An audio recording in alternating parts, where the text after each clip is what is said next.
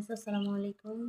দেখেন আমার এখানে টোটাল 18টা 14 18টা চীনা হাঁসের বাচ্চা। দেখেন ওরা খাবার খাচ্ছে, ওদের খুব ক্ষুধা লাগছে। আসলে আজকে কয়েকদিন টানা বৃষ্টি, তো এই কারণে ছাড়তে পারতেছি না ওদেরকে কোথাও।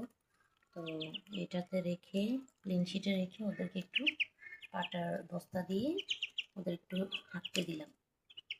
দেখুন ওদের বোর্ডিং শেষ, অবশ্যই খাবারটাও শেষ হলে আবার ওদেরকে ওদের বাসস্থানে রাখবো। এই যে এইভাবে রাখি, এগুলো আজকে আবার পরিষ্কার করব, একদিন পর পর পরিষ্কার করে দিই।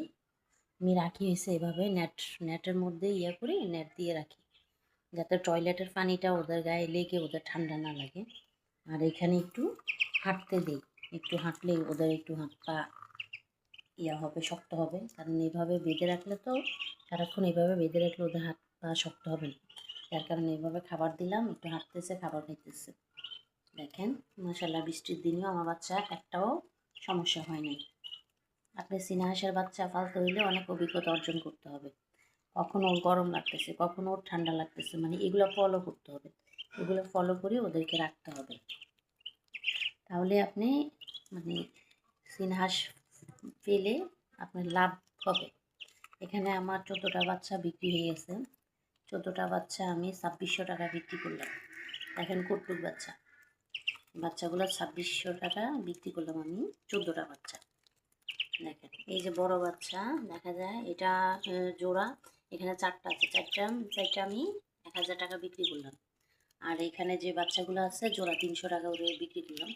300 টাকার উপরে বিক্রি হয়েছে, যেহেতু 2600 টাকা চাইছি। 1000 আর এখানে 1600 চাইছি, 2600 টাকা। তো ওরা আজকে নিয়ে যাবে। দেখেন আসলে চীনা হাঁস পালন করে আপনি খুব লাভ একটা ব্যবসা বলতে পারেন।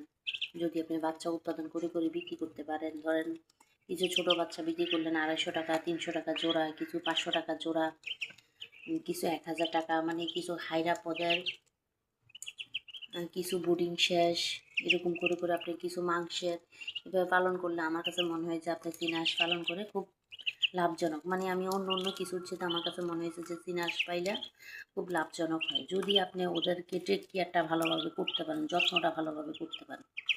দেখেন মাশাআল্লাহ, একটা বাচ্চাও কিছু হয়েছে না। ওদের জন্য দোয়া করবেন। আসসালামু আলাইকুম।